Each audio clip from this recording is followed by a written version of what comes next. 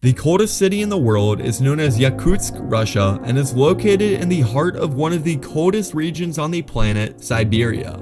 The coldest temperature ever recorded in Yakutsk is -83.9 degrees Fahrenheit or -64.4 degrees Celsius. When the average temperatures sit well below zero for most of the year, the changes the residents of Yakutsk have to make to their everyday lives in order to survive is pretty remarkable. To start, Yakutsk was originally founded during the Russian conquest of the Siberian region in the 16th and 17th centuries. Siberia was important to have dominance over, mainly because the region proved as vital routes for fur trade and as a commerce route for the European to Asian countries. Siberia eventually became famous for their vast amounts of prisons where the Russian government would exile their worst citizens. These prisons were in the absolute middle of nowhere, as it was extremely hard to build a civilization in a climate that would barely rise above the freezing level. Yakutsk had some of these Siberian prisons for the exiles of Russia, but really started growing in popularity because of its location as an epicenter of fur trade throughout Eurasia. The extreme cold of Yakutsk provides a far different way of life than what most of us are used to. For example, the city of over 282,000 residents is built entirely on top of a permafrost layer where hundreds of meters deep of dirt is frozen year-round. The first rule to the far north is to not dig. All of the pipes, heating lines, roads, and any kind of building is built entirely above the ground. All of the buildings are constructed on stilts to prevent the buildings from shifting too much from the changing ice formations as the ice heats and cools. In the summer, the top layer of the permafrost will melt, turning the mixture of 40% water and 60% sand into oozing mud. The Soviets would sink pile support structures 30 feet down into the permafrost frozen soil that would act as hard granite.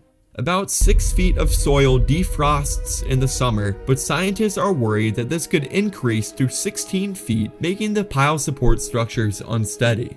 The homes and buildings here in Yakutsk would likely start falling apart if temperatures warmed enough to where 16 feet of the permafrost layer de-thawed in the summer months. In addition to the infrastructure of Yakutsk in potential danger, driving to and from places around Yakutsk is also extremely dangerous. Many car owners will leave their engines on for the entirety of the winter, as if you turn your engine off in such cold temperatures, it is not likely that the engine will be able to turn back on. In addition, the oil and gasoline inside the car would freeze if it is not in constant use to power the car. Some residents just choose to forego their cars for the wintertime, knowing that they won't be able to turn them back on until June when the temperatures finally get warm enough. Given that many of the automobiles in Yakutsk are constantly running for months at a time, Yakutsk is constantly immersed in a thick layer of smog from all of the pollution. Air pollution is so bad in Yakutsk that black skies have become the norm. In addition to the cars being on year-round, what is really driving the terrible pollution is the Soviet-era factories and the coal-fired power plants that provide energy and heat to the homes of Yakutsk.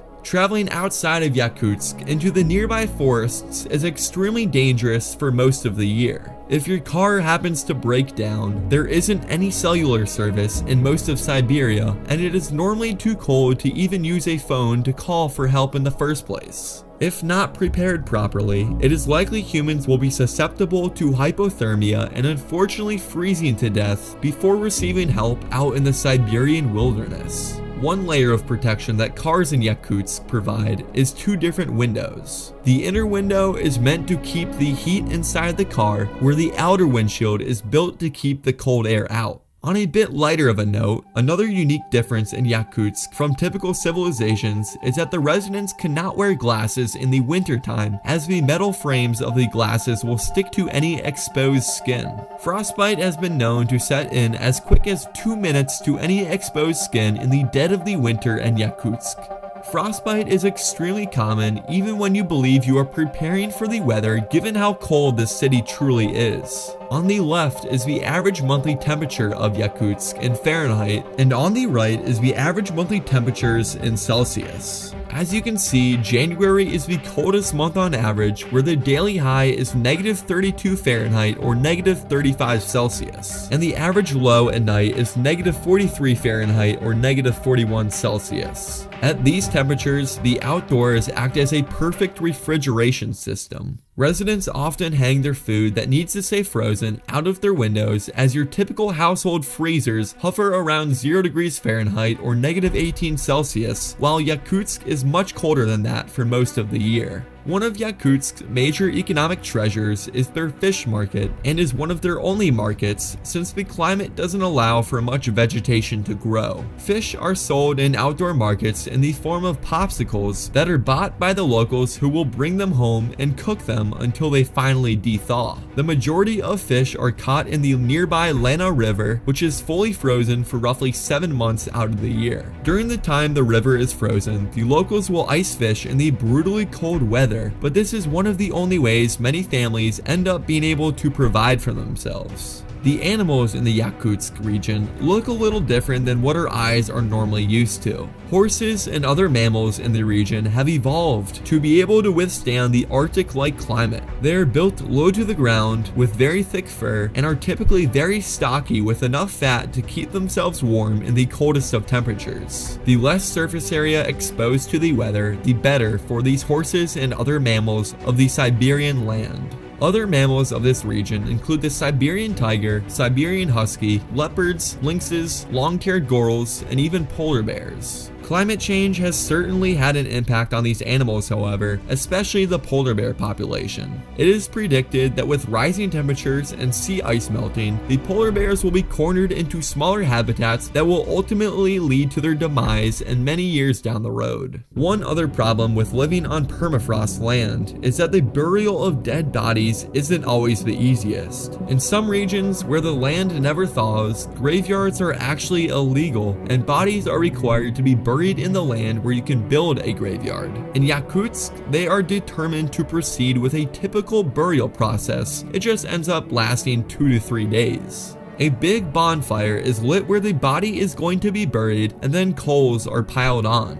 Hot coals are arranged around the area until there is a hole in the permafrost layer large enough to store a casket. Although Yakutsk is the coldest city in the world, an extremely small town about a 33-hour drive from Yakutsk called Oymyakon recorded the lowest temperature of all time at a place where people permanently live. The official lowest temperature recorded in Oymyakon was -96 Fahrenheit or -71 Celsius in 1924. This small town, where Oymyakon translates to unfrozen water, only has a population of roughly 462 residents and is quickly diminishing. Oymyakon, similar to Yakutsk, relies on its meat to survive, as no plants can grow in this type of climate. The grit and strength that the residents of both Yakutsk and Oymyakon embody to live in such extreme conditions is pretty remarkable.